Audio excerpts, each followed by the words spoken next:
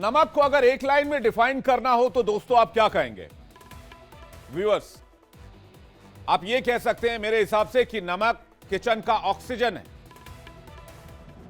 इसलिए कहते हैं कि हर डिश में नमक स्वाद अनुसार डालें, लेकिन यही स्वाद अनुसार चुटकी भर नमक आपके घर में क्या बीमारी की वजह बन गया है?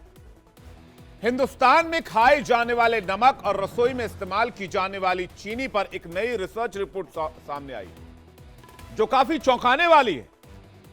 वैसे तो डॉक्टर और हेल्थ एक्सपर्ट कहते हैं कि रसोई में रखा सफेद नमक और सफेद चीनी सेहत के लिए हानिकारक है, लेकिन जो नई रिपोर्ट सामने आई है वो बताती है कि रसोई में रखा, किचन में रखा नमक और चीनी सेहत के लिए असल में जहर है।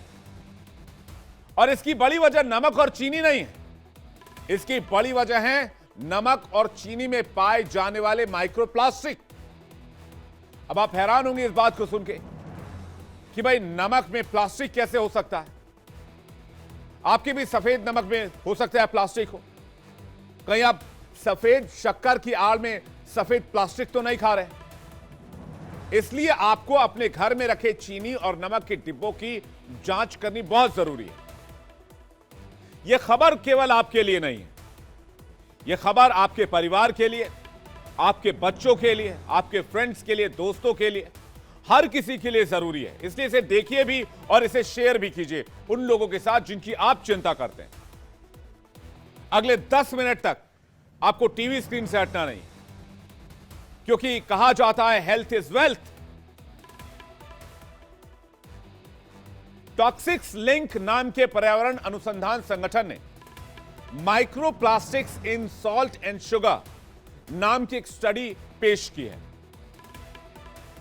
देश भर में बिक रहे हर ब्रांड के नमक और चीनी के पैकेट में माइक्रोप्लास्टिक्स मौजूद होने का इस रिपोर्ट में दावा किया गया है।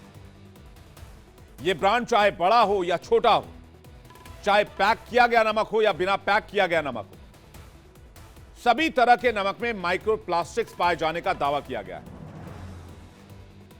और यह स्टडी पूरी पब्लिश की गई है, जिसमें यह कंप्लीट रिपोर्ट रखी गई है। टेबल सॉल्ट, रॉक सॉल्ट, सी सॉल्ट, जिसे इसके अलावा सेंधा नमक, जैसे 10 तरह के नमक पर शोध किया गया है। 5 तरह की चीनी पर भी टेस्ट रिपोर्ट पेश की गई है।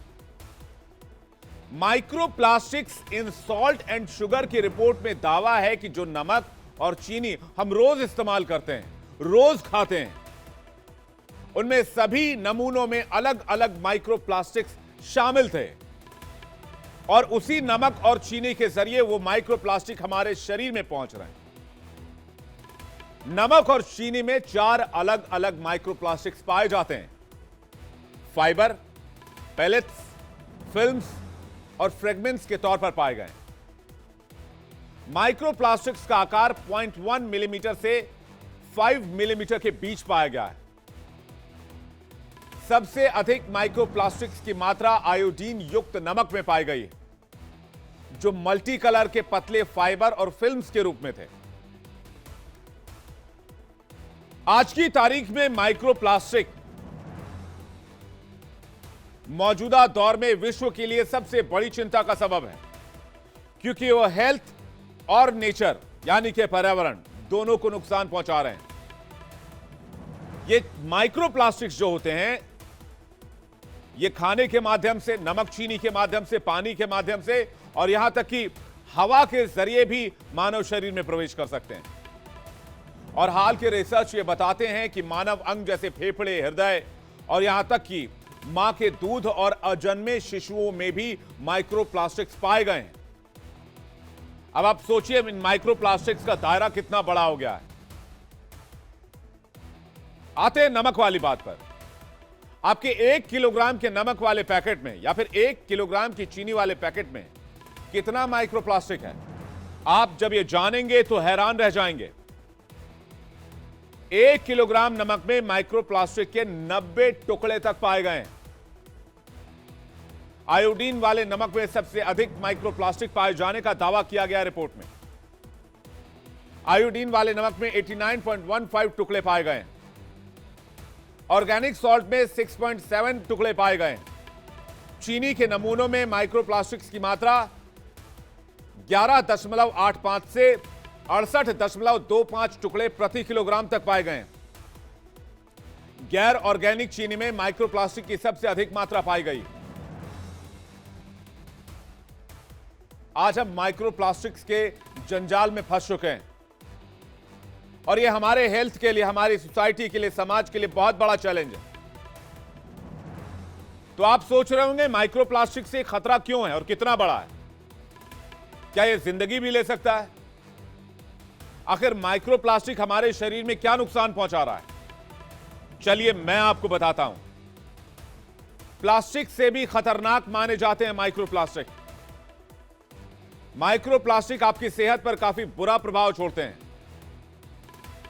5 mm से छोटे पार्टिकल प्लास्टिक के माइक्रोप्लास्टिक कहलाते हैं। लंबे समय तक अगर ये आपके शरीर में रह गए तो ये आपके क्रोमोसोम को बदलने की ताकत रखते हैं। इससे लोग बांझपन या फिर मोटापे का शिकार हो सकते हैं। कैंसर जैसी गंभीर बीमारी माइक्रोप्लास्टिक देता है। न्यू मैक्सिको यूनिवर्सिटी के रिसर्चर्स ने भी अपनी जांच में बताया कि रोजमर्रा की जिंदगी में हम पानी पीते वक्त, खाना खाते वक्त, सांस लेने के दरमियान भी माइक्रोप्लास्टिक के जद में होते हैं और इसके जरिए माइक्रोप्लास्टिक्स हमारे शरीर के अंगों तक पहुंच रही होती है। यह स्टडी यह भी दावा करती है इसमें कि किडनी, लिवर के अलावा माइक्रोप्लास्टिक ब्रेन को भी काफी नुकसान पहुंचा रही है, जो कि काफी टेंशन वाली बात है, चिंताजनक बात है। माइक्रोप्लास्टिक दूषित पानी, सी फूड्स, समुद्री नमक में भी है। इसी के जरिए पशुओं के साथ साथ इंसानों के शरीर में भी प्रवेश कर रहा है। यह प्लास्टिक के कारण अपने जो आपका शरीर है, जो आपके शरीर का डाइजेस्टिव सिस्टम है, उस पर असर डाल रहा है, आपकी इम्यूनिटी को कमजोर कर रहा है, यहां तक कि आपके न्यूरॉन्स को भी नुकसान पहुंचाने की ताकत रखता है।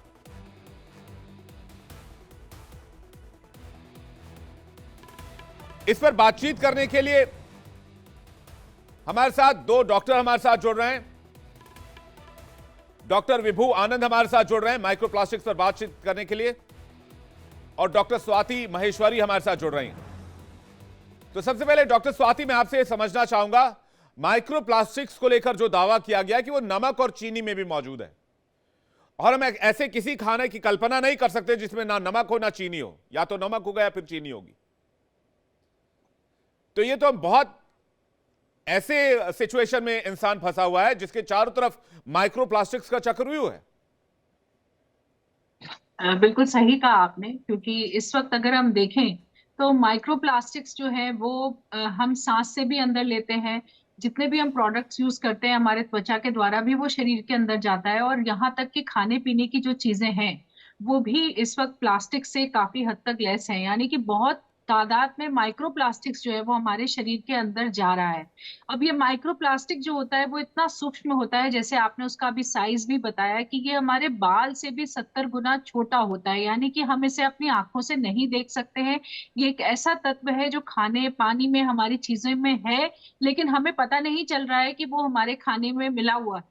इसीलिए ये एक बहुत बड़ा गंभीर विषय बनता जा रहा है, क्योंकि हम जो पानी पी रहे हैं, हम जो ड्रिंक्स ले रहे हैं, और जैसा अभी नमक और चीनी में भी देखा गया, और इस तरह के और भी जितने पैकेज्ड फूड्स आते हैं उनमें भी काफी तादाद में माइक्रोप्लास्टिक्स पाए जाते हैं।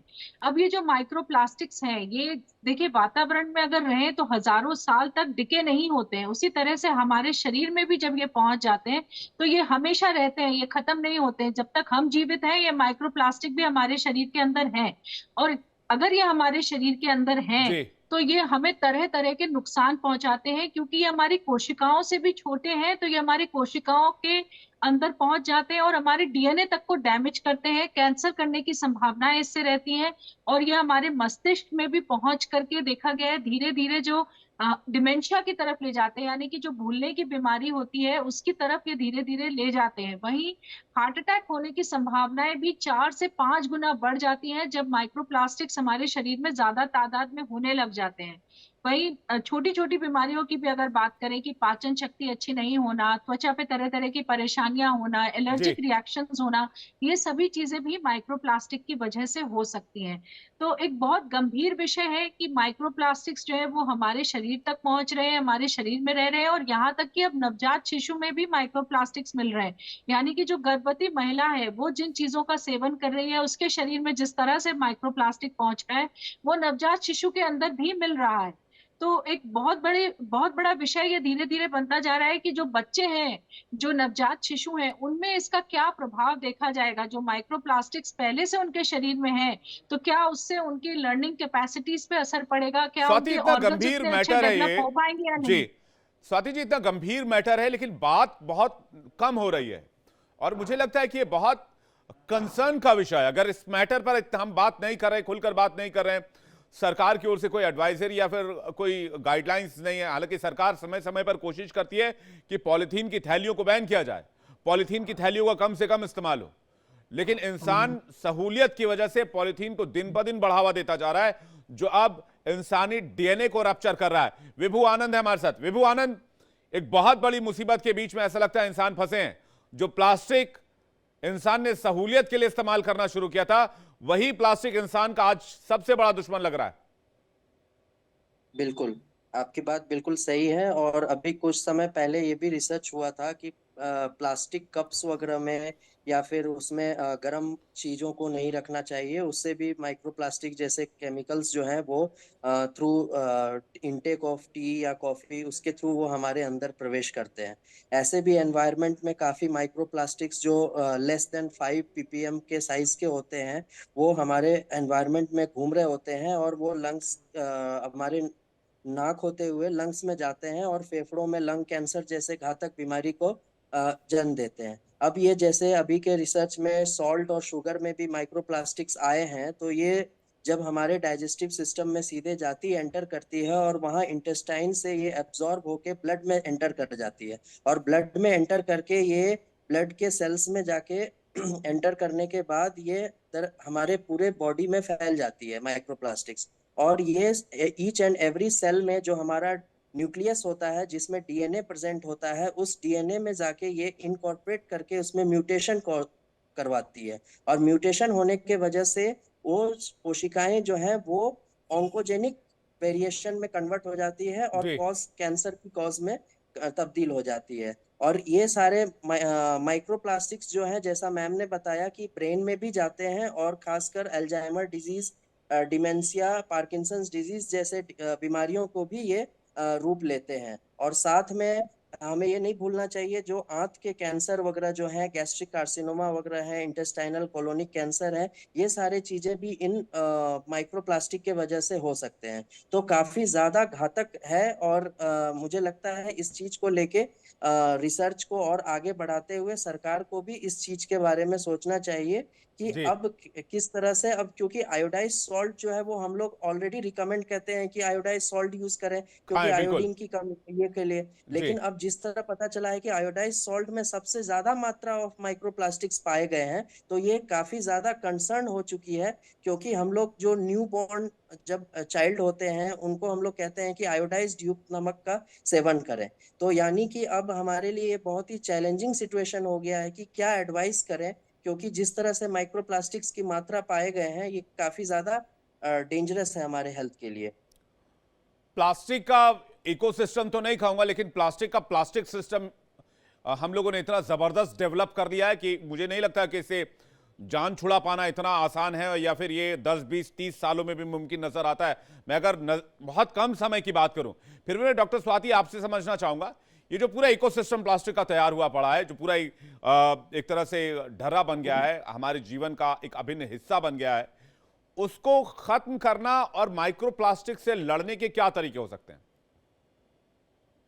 विवेक, एक तरफ तो है कि जो चीजें डिग्रेड हो रही हैं वहां से प्लास्टिक निकल रहा है। जैसे कि हमारे टायर भी होते हैं जो सड़क पर चलते हैं, उससे प्लास्टिक निकलता है, कंस्ट्रक्शन से बहुत प्लास्टिक निकलता है। दूसरी चीज ये है कि प्लास्टिक्स बहुत सारी चीजों में डाला भी जा रहा है। जैसे हमारे कॉस्मेटिक्स होते हैं, शैम्पूज होते हैं, बहुत सारी चीजें होती हैं, इसमें कंपनी माइक्रो प्लास्टिक्स बना करके डालती है, और वो कभी डिग्रेड नहीं होते हैं, वो हमारे सॉइल में, हमारे पानी में मिल जाता है जाकर के, और फिर वो हमारे फूड चेन में आ जाता है, हमारे खाने के द्वारा भी हमारे शरीर के अंदर जाना शुरू हो जाता है। इसलिए अब इस बहुत ज्यादा जरूरी है कि जो अथॉरिटीज हैं वो इसके ऊपर जो है अब एक कुछ जरूरी जो है पैमाने लाने की जरूरत है, और हमारा जो इंडस्ट्री का प्रोसेस है पूरा, जहाँ रिफाइनमेंट होता है, पैकेजिंग होता है, वहां के भी पैमाने बदलने की जरूरत है कि किस तरह से इस प्लास्टिक को हमें रोकना है। क्योंकि एक तरफ देखिए हम चीजें यूज करते जा रहे हैं बिना जाने कि इनमें प्लास्टिक है, और वो हमारे शरीर के अंदर पहुंचता जा रहा है। कुछ चीजें हम एक इंडिविजुअल लेवल पे भी कर सकते हैं, जैसे सिंगल यूज प्लास्टिक है उसका प्रयोग कम से कम करें। हम ये कोशिश करें कि जो भी प्लास्टिक में चीजें हैं, देखिए पानी की बोतल जो प्लास्टिक की होती है, उससे देखा गया है कि 1 लीटर पानी की बोतल से लगभग 2.5 लाख माइक्रोप्लास्टिक्स जो है वो शरीर के अंदर पहुंचते हैं। तो जो प्लास्टिक की बॉटल्स हैं, कम से कम उनमें पानी पीना बंद करें, उन्हें फ्रिज में रखना बंद करें, उन्हें गाड़ियों में रखना बंद करें, क्योंकि वो गर्म हो करके या ज्यादा ठंडा हो करके भी और ज्यादा प्लास्टिक रिलीज करता है। दूसरी चीज, हम प्लास्टिक रैप्स जो खाने के ऊपर लगाते हैं वो भी हमें वर्जित करना चाहिए। खाना हमें ज्यादा से ज्यादा खुद पकाना चाहिए। हम लोग जो बाहर से प्लास्टिकों में खाना लाते हैं, प्रोसेस फूड होता है, वो प्लास्टिक्स में पैक्ड होता है, या उसको हम माइक्रोवेव में प्लास्टिक्स मैं रख देते हैं। ये डॉक्टर सब स्वाति, चीजें मैं भी आपका कंसर्न हमें समझता हूं सोचने जी। की जरूरत है कि हम इतना ज्यादा प्लास्टिक का जो इतना प्रयोग कर प्रिकॉशन रहे हैं, ये देखिए हमें रोकने की जरूरत है। जी, डॉक्टर स्वाति, इतना प्रिकॉशन ले पाना नामुमकिन है, मैं दावे के साथ कह रहा हूं। ये आप भी मेरी बात समझ रही हो मैं कहना क्या चाह रहा हूं। क्योंकि जिस तरह से प्लास्टिक का एक जाल हमारे चारों तरफ फैला हुआ है, हम एकदम से प्लास्टिक, मैंने कहा आपके सामने मेंशन किया, हम 30 साल 40 साल भी लगा दें और प्लास्टिक से बिल्कुल छुटकारा पा लें, ऐसा मुमकिन नहीं नजर आता है, क्योंकि पूरे प्लास्टिक का एक जाल तैयार है इंसान के चारों तरफ। मैं आपसे एक बात सवाल पूछना चाहता हूं, उसके बाद डॉक्टर विभू से सवाल लूंगा। क्या कोई ऐसी मेडिसिन है जो ब्लड को प्यूरिफाई कर पाए और माइक्रो प्लास्टिक्स को खत्म करने में मदद करे, या फिर किसी ऐसे मेडिसिन पर रिसर्च चल रहा हो? देखिए बहुत अच्छा प्रश्न है आपका, और आने वाले वक्त में मुझे लगता है जरूर साइंटिस्ट इसका भी हल निकालेंगे और इस पे कुछ ना कुछ शोध चल रहा होगा। लेकिन आज की तारीख में कोई ऐसी दवा नहीं है जो हम कहें कि ये लें और इससे माइक्रोप्लास्टिक्स हमारे शरीर के अंदर बाहर निकल जाएंगे। लेकिन एक चीज है, देखिए विवेक जी, ये एक बहुत मुश्किल चीज लगती है, सोचने में बहुत मुश्किल लगता है कि चारों तरफ प्लास्टिक है और इसलिए हम कभी इससे छुटकारा नहीं पा पाएंगे। लेकिन कुछ छोटी छोटी चीजें हैं जो हम अपने जीवन में अगर करें तो हम कुछ उसका जो वॉल्यूम है वो कम कर सकते हैं, और इसलिए वो जी, प्रयास बिल्कुल हमें सही बात। लगातार करते रहने की जरूरत है। देखिए रिसाइकलिंग भी उसका एक बहुत इंपॉर्टेंट हिस्सा है। अक्सर लोग इधर उधर प्लास्टिक्स फेंक देते हैं, ध्यान नहीं देते हैं कि हमें रिसाइकिल करने की जरूरत है, या ऐसे खुले में नहीं फेंकने की जरूरत है। या जैसे मैंने पानी की बोतल के बारे में बात करा, तो ये जी एक छोटी छोटी चीजें हैं जो कम से कम हमारे हाथ में और हम कर सकते हैं और हमें जी करना चाहिए। बाकी देखिए जितनी भी रेगुलेटरी बॉडीज हैं, सरकार है, जो इंडस्ट्री है, इनका रोल इसमें काफी ज्यादा बड़ा है, क्योंकि बड़े पैमाने पे जब चीजें होती हैं तो वहां पर जब तक कि चेंजेस नहीं लाए जाएंगे तब तक ये प्रोडक्ट्स मार्केट में आते रहेंगे, और बेधड़क लोग भी इसका इस्तेमाल करते रहेंगे जाने अनजाने, क्योंकि जी उन्हें भी नहीं मालूम कि इसमें कितना माइक्रो प्लास्टिक हम ले रहे हैं। आज चीनी और शुगर पे स्टडी हुई है तो ये चीजें सामने आई हैं, लेकिन अभी तो बहुत सारे ऐसे फूड प्रोडक्ट्स हैं जिन पे स्टडी हो तो उनमें शायद इससे भी ज्यादा माइक्रो प्लास्टिक मिले। जी तो चिंता का विषय है, और सरकार को काफी ज्यादा इस पे काम करने की जरूरत होगी, साइंटिस्ट को और स्टडीज करने की जरूरत होगी। वही इंडिविजुअल लेवल पर हम जो कर सकते हैं वो तो जरूर ही करें। बिल्कुल, इंडिविजुअल लेवल पर इसलिए भी करना चाहिए कि हम अपने आने वाले जनरेशन्स को क्या देंगे। हम अपने आने वाले जनरेशन्स को क्या माइक्रोप्लास्टिक्स का तोहफा देकर जाएंगे, क्या कैंसर और पार्किंसन डिजीज का तोहफा देकर जाएंगे। जो लोग भी इस बारे में नहीं सोच रहे उनको इस बारे में सोचकर कम से कम ये कदम उठाना चाहिए कि भाई जितना कम से कम हो सके अपनी जिंदगी में प्लास्टिक के इस्तेमाल को हम मिनिमाइज कर सके, ये काम तो हम कर ही सकते हैं। डॉक्टर विभू से एक सवाल लेते हैं, उसका डॉक्टर महेश व्यास भी हमारे साथ जुड़ गए। डॉक्टर विभू, क्या होम्योपैथी में ऐसा कोई तरीका है जिससे बॉडी से माइक्रो प्लास्टिक को डिटॉक्स किया जा सके? देखिए एक्चुअली होम्योपैथिक का जहाँ तक सवाल है, ये तो इस बारे में मैं एक्चुअली सर गंगाराम हॉस्पिटल में एलोपैथिक डॉक्टर हूँ, मेडिसिन डिपार्टमेंट में। जी तो होम्योपैथी के बारे में तो मैं ज़्यादा नहीं कह पाऊंगा, जी, लेकिन जहाँ एलोपैथी में तक चलिए, सवाल है, एलोपैथी में बता दीजिए, एलोपैथी में कुछ हाँ, उपाय आपको बताओ। एलोपैथिक का जहाँ तक सवाल है, देखिए सबसे पहली चीज जो है वो है कि अवेयरनेस। ठीक है, खुद को हमारे कंसर्न रखना पड़ेगा कि ये चीजों को कैसे अवॉइड करें और कितना कम से कम इस चीज को हम लोग ये कर सके। जी बाकी हम लोग एलोपैथी में इस चीज के लिए ग्लूटाथायोन ऑक्सीडेज कहते हैं, जिसको हम लोग डिटॉक्सिफाई करने के लिए हम लोग विटामिन सी वगैरह, जो साइट्रस फ्रूट्स वगैरह हैं, वो सारे चीजें को यूज करते हैं, ताकि जो हमारे बॉडी में टॉक्सिकेंट्स जमे हुए हैं उस चीज को रिमूव करने में ये हेल्प करते हैं। जैसे विटामिन सी वगैरह की जो मात्राएं होती है वो हेल्प करती है। उसके बाद खासकर जो है ग्लूटाथायोन ऑक्सीडेज जो है नहीं, उसके लेकिन क्या ये माइक्रो प्रति प्लास्टिक्स को आपके ब्लड सेल से अलग करके बॉडी से बाहर करने में सक्षम है?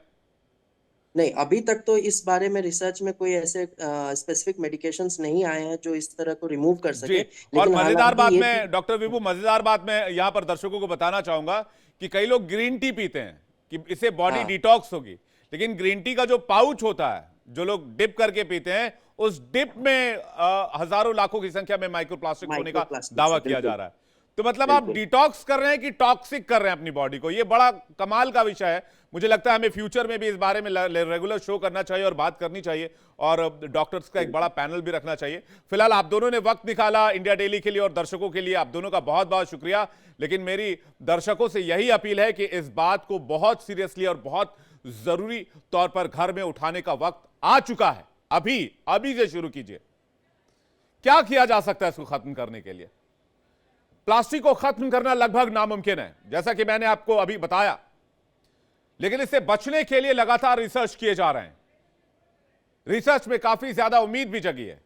शोधकर्ताओं ने ऐसे फंगस और बैक्टीरिया की पहचान की है जो प्लास्टिक को विघटित करने में मदद करते हैं। इसी तरह बीटल यानी कि गुबरैल की एक किस्म का लार्वा पॉलिस्टीरीन को विघटित कर डिसॉल्व कर सकता है। इसके अलावा पानी को खास तरह के फिल्टरों और केमिकल ट्रीटमेंट से भी शुद्ध किया जा सकता है। लेकिन सरकारी तौर पर बड़े स्तर पर माइक्रोफाइबर से बचने का उपाय तो यही है कि प्लास्टिक उत्पाद से बचने के लिए कड़े नियम कानून बने। जिनको इससे नुकसान हो रहा है उनके लिए सरकार समानांतर कदम उठाए। दूसरा यह कि हमें खुद में बदलाव लाना होगा। हम बदलेंगे तो हमारा परिवार बदलेगा, परिवार बदलेगा तो हमारे आसपास के लोग बदलेंगे, आसपास के लोग बदलेंगे तो मोहल्ले में बदलाव आएगा, समाज में बदलाव आएगा। और यह बदलाव लाना होगा कि वो प्लास्टिक उत्पाद का कम से कम इस्तेमाल करने का हम मन बनाए। जूट के बैग, कपड़े के थैले, कागज के पैकेट ज्यादा से ज्यादा इस्तेमाल हो। बड़ी बड़ी कंपनियों ने नियमों को बांधकर बदलाव किया है, लेकिन बारी माइक्रो लेवल पर बदलाव करने की है। अगर माइक्रो प्लास्टिक से मुकाबला करना है तो माइक्रो लेवल पर उतरिए और जंग की शुरुआत खुद कीजिए और आज कीजिए। मैं एक छोटा सा और एग्जांपल आपको देना चाहता हूं, उसके बाद अगली खबर की तरफ रुख करेंगे। सफर में अक्सर हम बोतल बंद पानी का इस्तेमाल करते हैं, लेकिन यह पानी भी आपकी सेहत के लिए बहुत खतरनाक है। अमेरिका की कोलंबिया यूनिवर्सिटी और रटगर यूनिवर्सिटी ने जब रिसर्च किया तो पाया कि बोतल बंद पानी में पहले के अनुमान की तुलना में 100 गुना ज्यादा माइक्रोप्लास्टिक्स हो सकते हैं। रिसर्च में यह भी पाया गया कि 1 लीटर बोतल बंद पानी में 2.5 लाख प्लास्टिक के टुकड़े मिले हैं और 90% हिस्सा नैनो प्लास्टिक का था। दूसरी बात एक और मैं आपको बताना चाहता हूं कि आप जिस कागज के कप में चाय पीते हैं ना, सूप पीते हैं, चाय पीते हैं, कॉफी पीते हैं, चाय की दुकान पर जिस कप का इस्तेमाल होता है उनकी इनर लेयर भी प्लास्टिक की झिल्ली से बनती है, क्योंकि उसे वाटरप्रूफ बनाया जा सके। और अब जब गर्म चाय इसमें डालकर पीते हैं तो लाखों माइक्रोप्लास्टिक इस गर्म चाय के साथ रिएक्ट करती है, घुलती है और वो चाय सीधा आपके पेट में पहुंचती है। जब आप चाय को पॉलिथीन में बंद करके दफ्तर ले जाते हैं या अपने दोस्तों के पास ले जाते हैं, वो प्लास्टिक भी लाखों माइक्रोप्लास्टिक्स उस चाय में घोल रहा होता है। हवा, पानी, जमीन, सभी जगह माइक्रोप्लास्टिक्स मौजूद है। ऐसे में आने वाले वक्त में इंसान के लिए, आने वाले जनरेशंस के लिए ये एक वॉर है, युद्ध है, और इस युद्ध को आज से नहीं लड़ा गया तो यकीन मानिए, मैं दावे के साथ कह सकता हूं, ये युद्ध इंसानों को बहुत भारी पड़ने वाली।